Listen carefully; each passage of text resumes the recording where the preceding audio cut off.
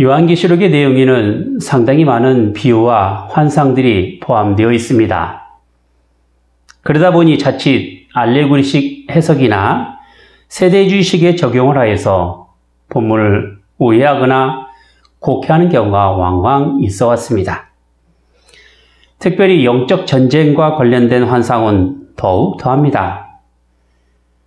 그렇다고 환상에 관련된 내용을 적용하려고 할 때 고지것대로 하면 안 되는 것입니다.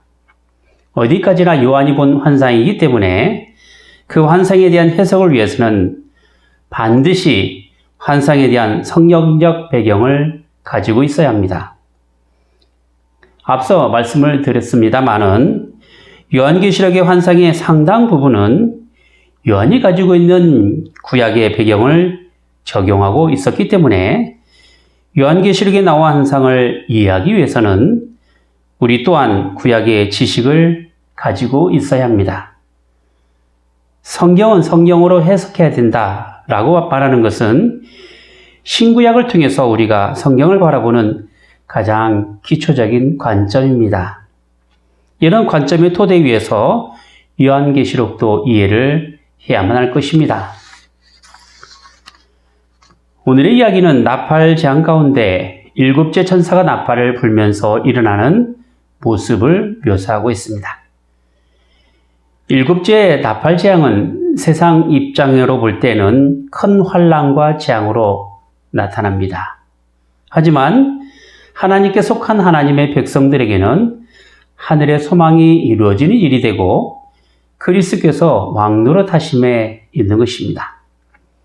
이처럼 세상이 멸망하고 하나님 나라가 이루어지는 모습을 요한계시록 12장부터 14장까지 쭉 전개하고 있는 것입니다. 그리고 이렇게 하나님 나라가 서게 되는 과정을 여인과 태어날 아이가 용과 전쟁을 하는 환상으로 이야기를 전개하고 있는 것입니다. 요한은 이제 자신의 눈을 하늘로 향하면서 나팔의 재앙에 따른 하늘의 환상을 두 개의 이적으로 나누어 언급합니다. 그리고서 여인과 아이와 용의 관계를 통하여 설명을 하고 있는 것입니다. 자, 그렇다면 오늘 본문에 등장하는 인물들의 관계가 어떤 것인지 한번 알아보도록 하겠습니다. 우선 여인이 등장합니다. 본문 1절에 보면 여인은 해를 옷처럼 입었고 발 아래 밟고 있는 달이 있고 머리에는 12별로 만든 면류관을 썼다고 표현합니다. 그리고 2절을 보면 아이를 베어 해산하였다고 했습니다. 한마디로 여인은 찬란한 영광을 가진 사람이었는데 그 영광이 얼마나 되는지 해와 달과 별을 언급하면서 이 여인의 존재를 더 두드러지게 만들고 있는 것입니다. 그런데 이 여인이 한 사내 아이를 임신하게 되었는데 그 아이를 낳으려고 무척이나 애를 쓰고 있다는 것입니다. 아이를 낳은 여자가 해산의 고통을 갖게 된 것입니다. 이로 보면 요한이 환상으로 본 그 여인의 정체가 누구인지 잘 모를 수가 있습니다. 자, 지금 요한은 하늘에 큰 이적을 보고 있었기 때문에 여인이 아이를 낳는 환상은 하늘에서 발생한 표적입니다. 일곱째 나팔의 재앙을 통해서 하나님 나라가 서게 된다고 하였고, 그리고 그것은 곧 세상 나라가 멸망하는 모습을 가지게 되었는데, 이러한 모습을 여인과 임신하여 나온 사내 아이의 환상으로 나타내 보였다라는 것이죠. 다음으로는 여인에게서 태어난 사내 아이입니다. 5절에 보면 철장으로 만국을 다스릴 남자다 이렇게 표현하였고 그 아이는 붉은 용에게 삼키지 않기 위하여 하나님 앞과 그 보좌 앞으로 올라간다고 표현했습니다. 이로 보건대 사내 아이는 그가 태어나는 상황에서 붉은 용에게 해를 당할 위기에 처해 있게 되지만 붉은 용의 모든 계획은 무산이 되고 결국 아이는 하늘로 올라가게 되는 것입니다. 자, 그런데 태어날 아이는 세상 만물을 다스리는 권세가 있다고 하였지요. 에베소서 1장 21절과 22절에 보면 예수 그리스도에 관하여 이렇게 성경은 설명하고 있습니다. 모든 정사와 권세와 능력과 주관하는 자와 이 세상뿐만 아니라 오는 세상에 일컫는 모든 이름 위에 뛰어나게 하시고 또 만물을 그 발 아래 복종하게 하시고 그를 만물 위에 그의 머리로 주셨느니라 했습니다.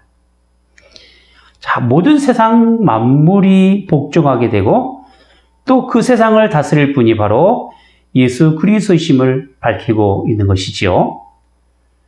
그러므로 오늘 본문은 예수 그리스도를 통하여 하나님 나라의 구원 여정을 보여주는 환상이다 이렇게 말할 수 있을 것입니다. 그런 점에서 하나님 나라의 시작은 예수 그리스도를 통한 구원과 관련되어 있으며 그것은 예수 그리스도의 탄생으로부터 시작한다는 것입니다. 오늘의 이야기가 바로 우리의 구원을 이뤄가시기 위하여 이 땅에 오신 그리스도의 탄생에서 모든 사역을 마치고 하늘로 승천하기까지의 상징적인 의미를 담고 있습니다. 따라서 요한이 본 환상은 마리아를 통해서 태어나신 예수님, 그리고 이후 공생의 사역을 감당하신 예수님, 그리고 하늘로 승천하시는 예수님을 상징적으로 언급하고 있다 할 것입니다. 물론 이러한 표현이 무조건 1대1식의 대입은 절대 아닙니다. 상징적인 의미가 있는 것이지 여인이 마리아다 이런 표현은 분명히 아닙니다. 이 세상을 심판하시려는 하나님의 공의가 예수 그리스도를 통하여 완성될 것임을 보이기 위하여 예수님의 탄생과 사역 그리고 승천을 적용한 것입니다. 예수님께서 이 땅에 오심은 그 자체만으로 이미 세상의 마지막이 된 것입니다. 그런 점에서 이 세상의 마지막은 결국 세상의 멸망으로 나타나게 되지만 반대로 세상의 마지막은 영원한 하나님 나라가 서는 새 하늘과 새 땅이 도래하게 되는 것을 의미하기도 합니다. 이 모든 일의 시작과 끝이 바로 예수 그리스도가 되신다는 것이죠. 문제는 이렇게 세상 마지막을 나타내실 주님께서 오시는 그 예수님을 싫어하는 무리가 있다라는 거예요. 그들은 하나님 나라가 서는 것에 대하여 늘 저항하는 존재들이며 어떻게 해서든지 하나님 나라의 진행을 막는 못되고 사악한 무리들입니다. 바로 사단 마귀들이죠.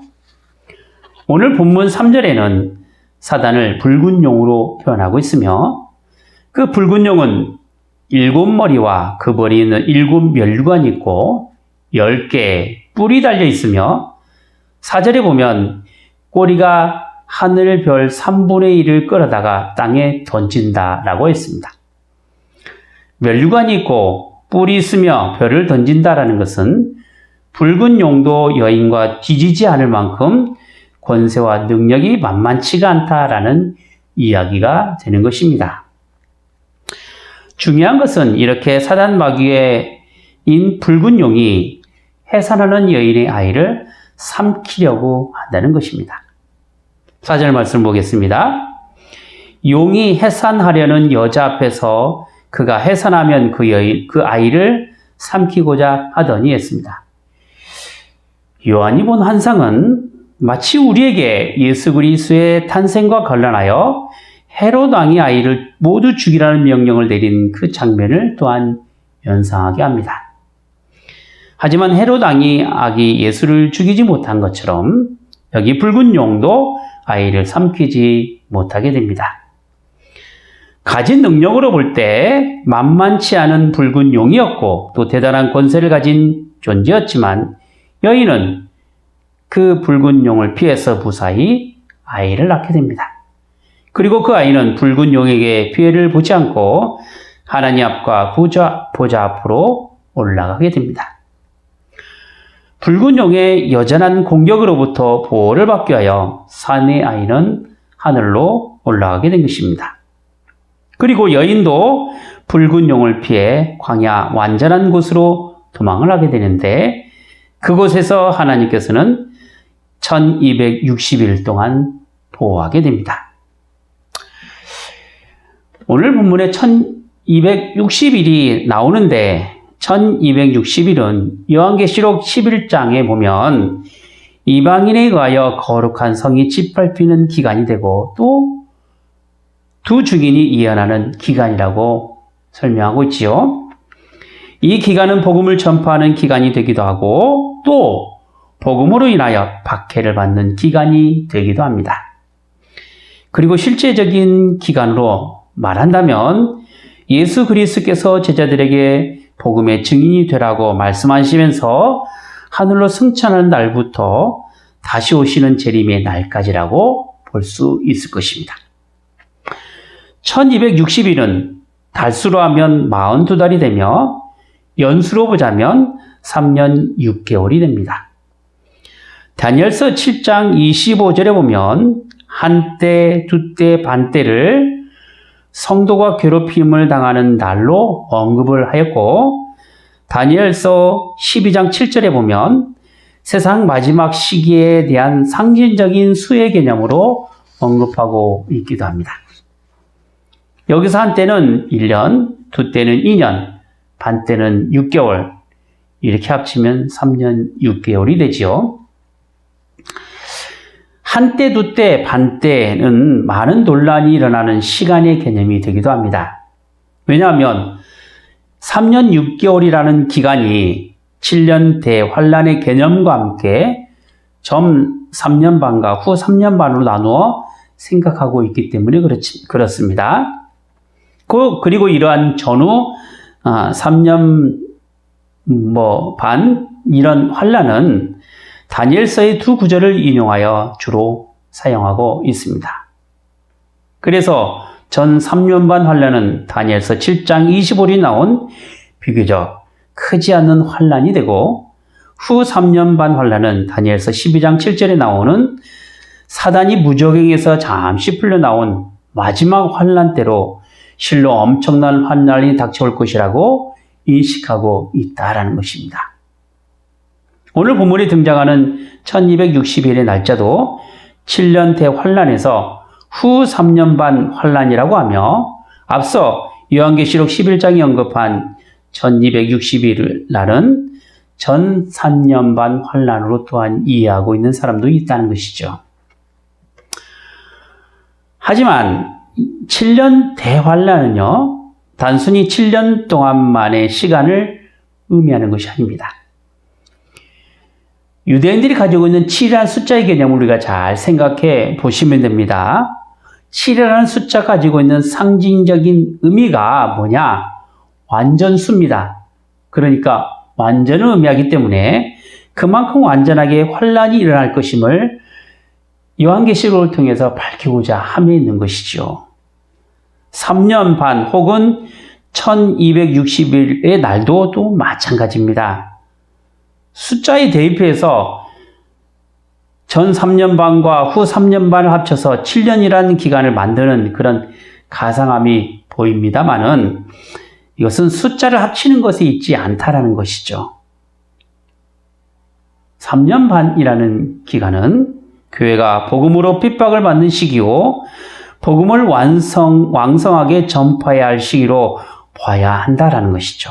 그러므로 한때, 두때, 반때든 혹은 3년 반이든 42달이든 1260일이든 모두 예수 그리스도께서 승천하시고 다시 오실 그 재림의 날까지를 의미하는 것이라고 우리가 이해를 하는 것이 참 좋습니다. 억지로 숫자에 맞춰서 요한계시록을 이해하려고 든다면 영락없이 우리는 세대주의식의 논리로 흘러갈 수가 있는 것입니다. 성경 전체의 흐름에 맞게 요한계시록에서 이야기하고 있는 말씀을 적용할 필요가 있는 것이죠.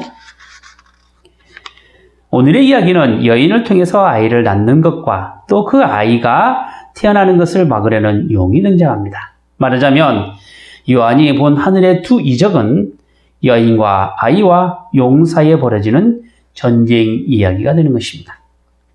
본문에 태어날 아이는 만물을 다스리시고 구원의 기관인 교회의 머리가 되시는 예수 그리스도를 가리키고 있습니다.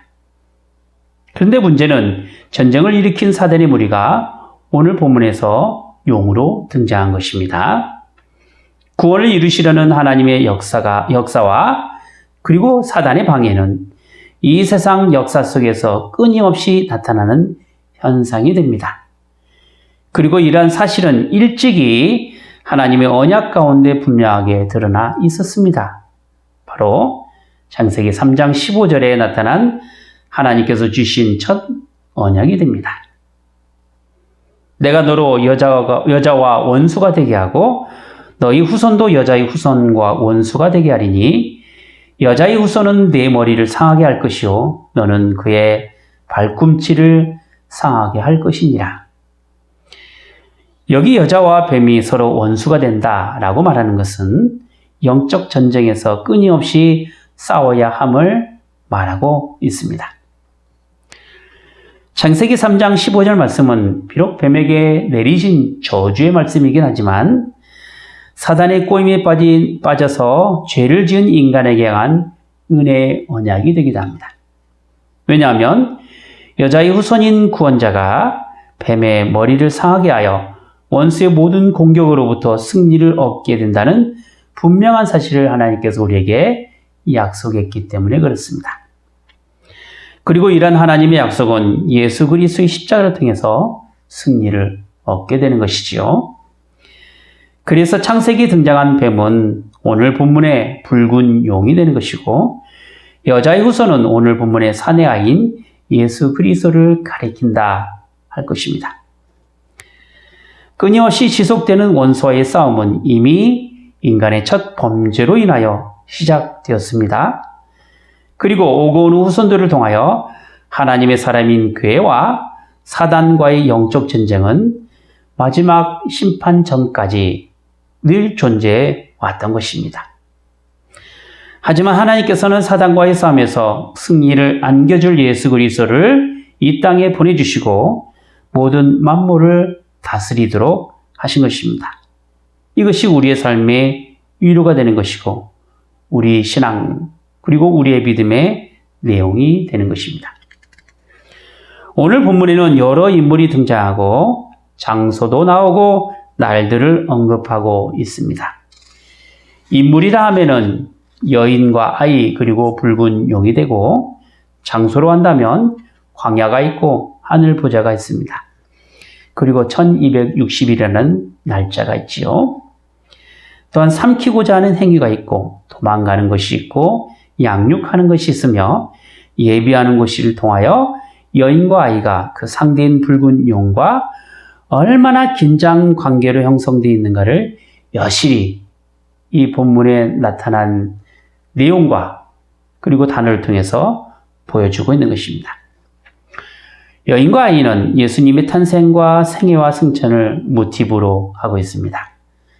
하지만 중요한 것은 복음이 전파되는 기간에 많은 환난과 핍박이 사단으로부터 올 것이라는 사실과 그럼에도 불구하고 하나님께서는 예수 그리스도를 통한 구원의 역사를 환난 가운데 있는 교회를 통하여 마지막 날까지 신실하게 이루어가실 것임을 확인시켜 주고 있는 것이죠. 성경에서 주로 흐르고 있는 역사의 면면은 바로 하나님 나라입니다. 하나님 나라가 서게 되는 역사 가운데 언제나 사단의 방해가 늘 있어 왔지요.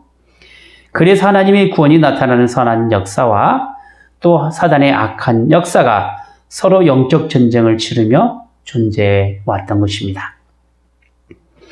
아담과 하와 이후에 악의 상징인 가인과 구원의 상징인 아벨의 역사가 있었습니다. 아브라함과 이삭과 야곱에게는 약속으로 낳은 택한 자녀가 있고 그리고 사람의 혈통으로 나온 자녀가 있었습니다. 애굽에서 약속의 가나안으로 가고자 하는 이스라엘과 또 그걸 막는 애굽이 있었습니다. 가나안을 점령하려는 이스라엘과 전쟁하는 이방인이 있었습니다. 이스라엘이라는 신정국가를 세워가는 것과 또 주변 우상을 섬기는 이방 나라가 있었습니다. 이스라엘 나라 안에서도 하나님을 신실하게 섬기는 왕이 있었고 또 우상을 섬기는 왕이 있었습니다. 이스라엘 멸망과 그리고 다시 이스라엘 회복시키려는 하나님의 약속이 있었습니다. 예수 그리스도의 등장과 구원을 주기려는 유대인도 있었지요. 신약교회를 세워가는 교회와 또 복음을 해방하고 그리스도인을 죽이려는 못된 로마 정부가 있었습니다. 교회 시대는 어땠습니까?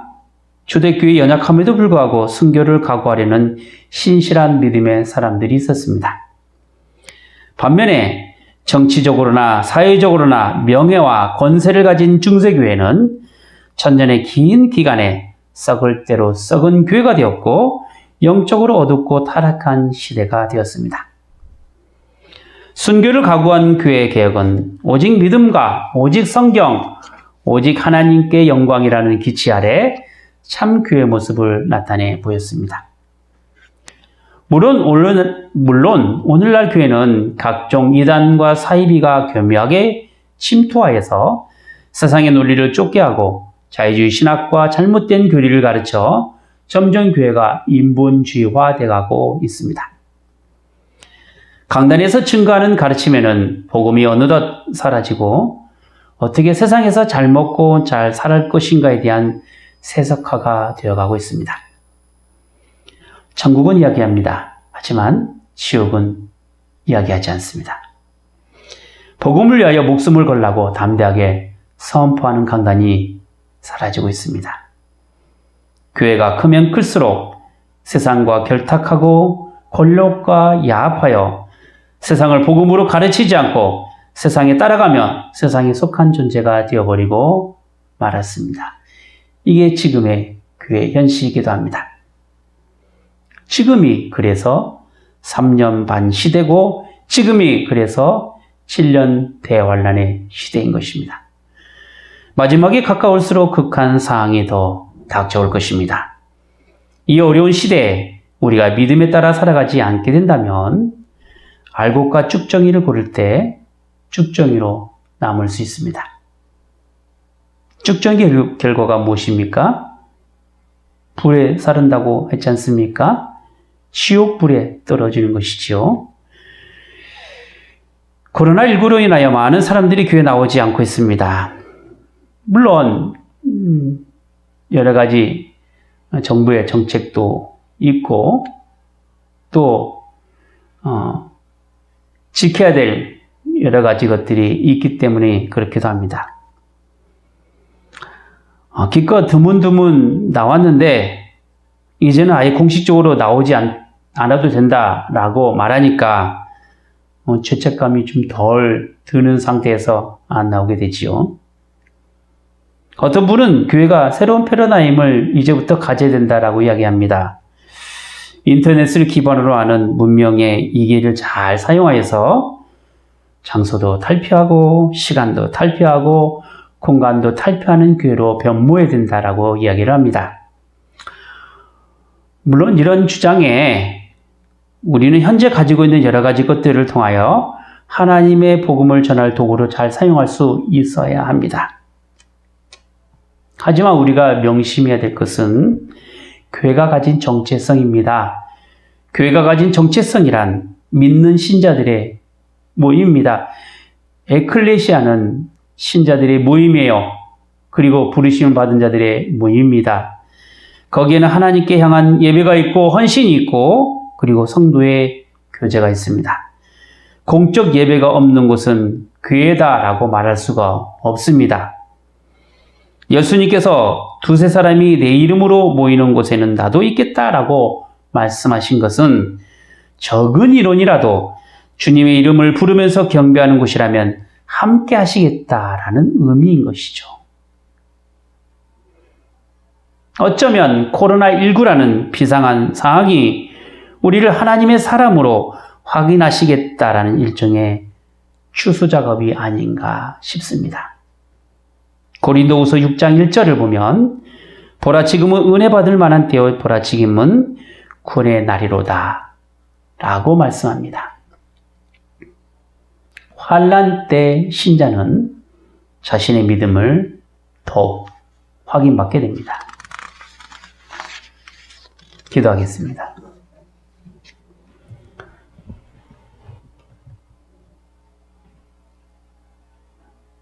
걸어가신 하나님 아버지, 마지막 시대에 저희가 살아간다는 것에는 언제나 환난의 시대에 살아가야 된다라는 것과 수많은 영적 전쟁 가운데서 오직 복음으로 살아가야 한다는 것에 있사옵나이다.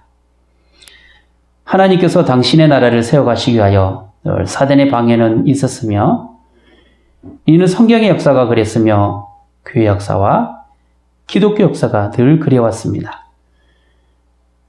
저희를 그런 역사 가운데 흘러온 교회로 삼아주시고 이제 지금 영적 전쟁을 치러야 될 상황에서 언제나 승리자가 되시는 주님으로 인하여 믿음으로 싸워나가는 하나님의 사람들이 되게 하여 주시옵소서.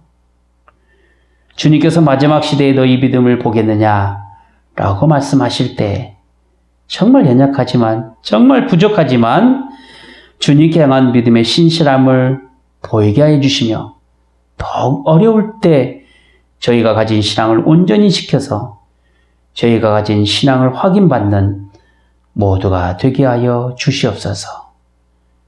주 예수 그리스도 이름으로 기도하옵나이다. 아멘.